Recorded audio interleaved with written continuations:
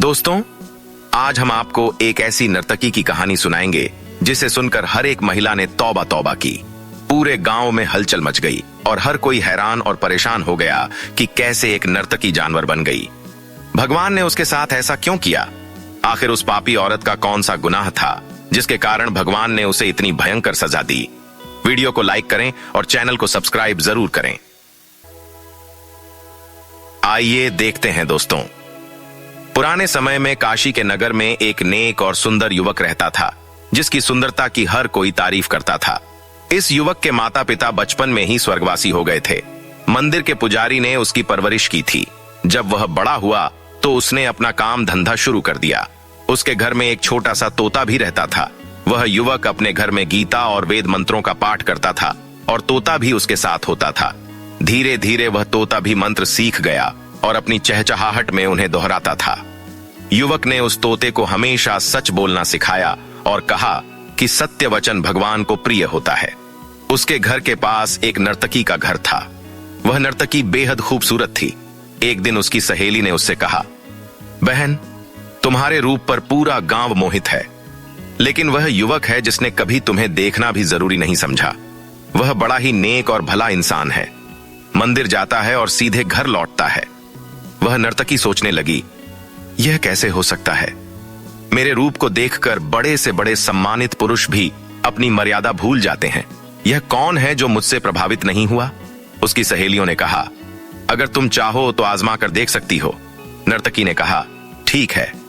उसने एक दिन साधारण कपड़े पहनकर मंदिर के दरवाजे के सामने खड़ी हो गई ताकि जब वह युवक आए तो किसी बहाने से उसे बुला सके और बहका सके।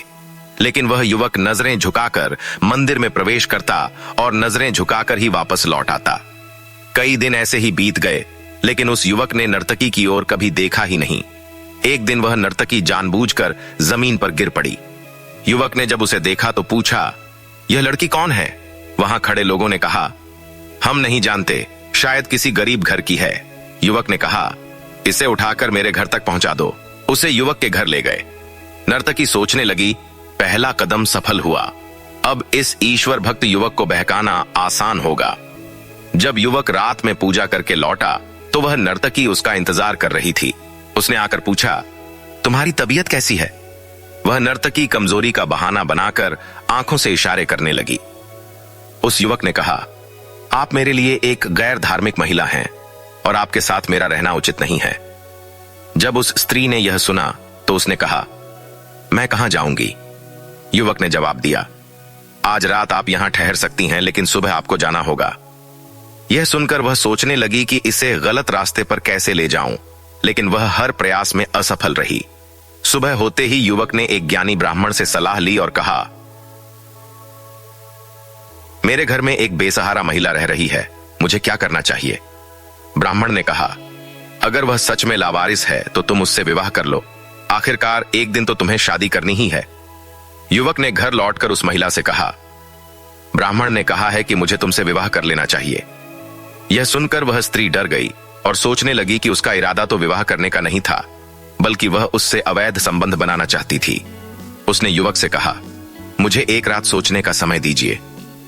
रात भर सोचने के बाद उसने तय किया कि दिखावे के लिए ही सही, पर वह युवक से विवाह कर लेगी। सुबह उसने कहा, मैं आपसे विवाह करने के लिए तैयार हूं। युवक यह सुनकर प्रसन्न हुआ और सोचा कि भगवान ने उसे किसी बेसहारा का सहारा बनने का अवसर दिया है। उसने ब्राह्मण को बुलाया और विवाह कर लिया।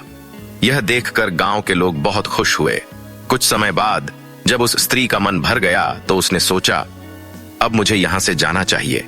मैं इस युवक के साथ कैसे रह सकती हूं? उसने अपने नौकरानी को संदेश भिजवाया और कहा, मुझे यहां से बाहर निकलने का कोई उपाय बताओ। नौकरानी ने कहा, आप अब उसकी पत्नी हैं, आप यहां से कैसे जा सकती हैं? स्त्री ने जवाब दिया, मुझे उसकी सुंदरता ने इतना मोह लिया था कि मैं उसे नीचा दिखाना चाहती थी, पर अब मुझे यह स्थान पसंद नहीं है। नौकरानी ने पूछा, आप उसे तलाक क्यों नहीं लेती? स्त्री ने कहा, मैं तलाक नहीं ले सकती, वह बहुत अच्छा इंसान है और मुझे कभी तलाक नहीं देगा। फिर वह सोचने लगी, क्यों ना इसे मार दूं? स्त्री ने नौकरानी से जहर लाने को कहा। नौकरानी ने जहर लाकर दे दिया। रात को जब वह युवक घर आया तो स्त्री ने सज धज कर उसका स्वागत किया और कहा, मैं आपके लिए भोजन लाती हूं। उसने खाने में मिला दिया। घर में मौजूद तोता यह सब देख रहा था और चीखने लगा। बचाओ बचाओ, युवक ने पूछा। तुम क्यों चीख रहे हो? युवक ने खाना खाया फिर कहा, मैं सोने जा रहा हूं, मुझे रात में पूजा के लिए उठना है। आधी रात में उसे पेट में असहनीय दर्द होने लगा।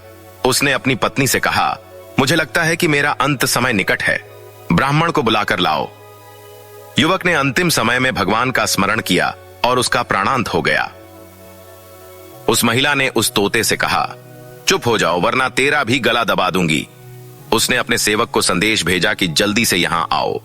उनके सेवक आए और दोनों ने मिलकर घर के आंगन में एक गड्ढा खोदा, उसे वहीं दफन कर दिया और दिल ही दिल में खुश थी कि उसकी इस व्यक्ति से जान छूट गई।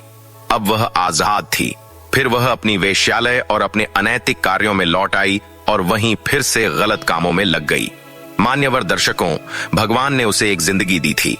अगर वह चाहती तो अपने पापों से तौबा कर सकती थी, अपने पति की तरह नेक और परहेजगार बन सकती थी।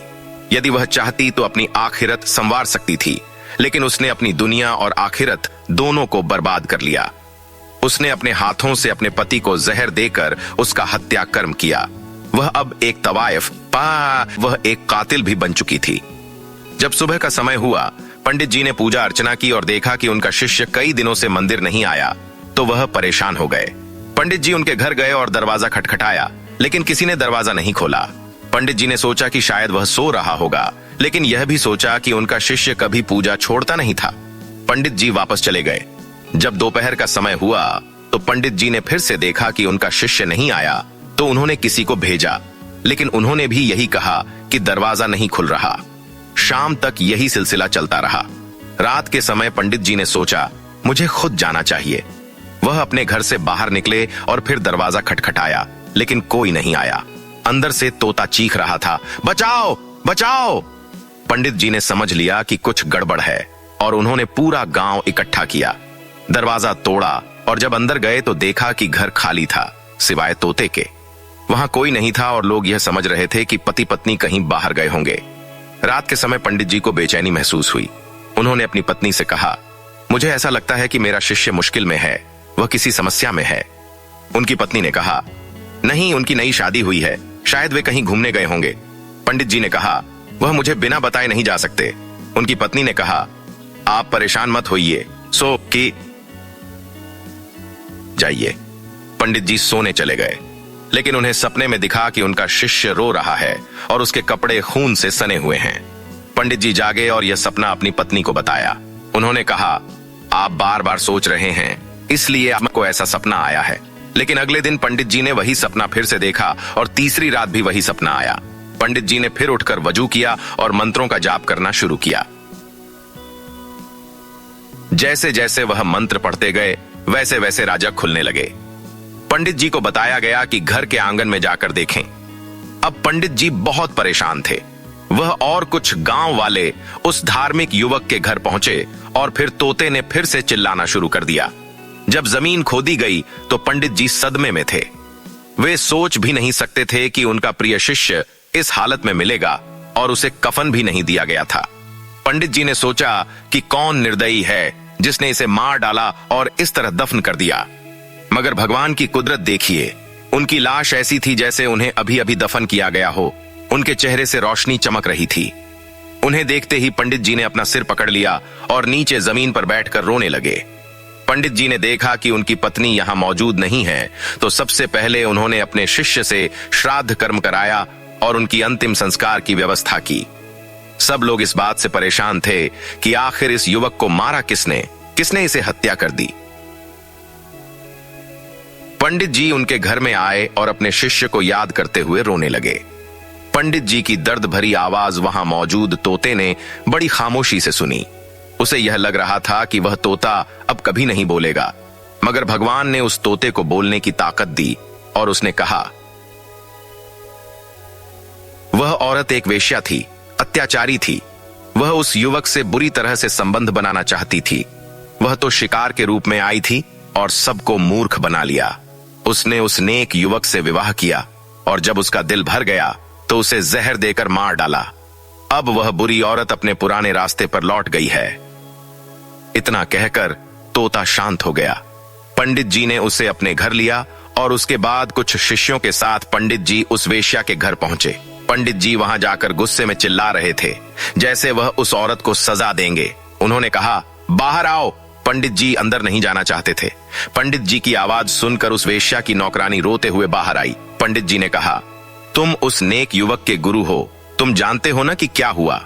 पंडित जी ने कहा, हाँ, मैं उसका गुरु भी था, उसका पिता भी था। अब तुम बाहर बुलाओ उस वेश्या को जिसने मेरे बेटे के साथ इतनी नाइंसाफी की। वह औरत बाहर आई और पंडित जी ने कहा, उसके शरीर में जो बदलाव हुआ वह उसके कर्मों का फल है। जिस रात उसने अपने पति को मारकर अपने घर लौटते वक्त यह किया, उसका शरीर एक बंदर के रूप में बदलने लगा। अब वह बंदर की शक्ल में है और हम उसे एक कमरे में बंद कर चुके हैं, क्योंकि उसके चेहरे को देखकर हमें डर लगता है। वह वेश्या अब रोने लगी और बोली, मुझे माफ कर दीजिए, भगवान ने हमें हमारी सजा दे दी है। मैं अपनी गलती स्वीकार करती हूं और यह महसूस करती हूं कि अब मेरी स्थिति कारेठी भी ऐसी हो सकती है। पंडित जी ने कहा, भगवान ने तुम्हें तुम्हारी सजा इस दुनिया में ही दे दी है। अब मैं क्या कर सकता हूं? मेरा बेटा तो शहीद हो चुका है, मगर तुम हमेशा के लिए बंदर की शक्ल में रहोगी।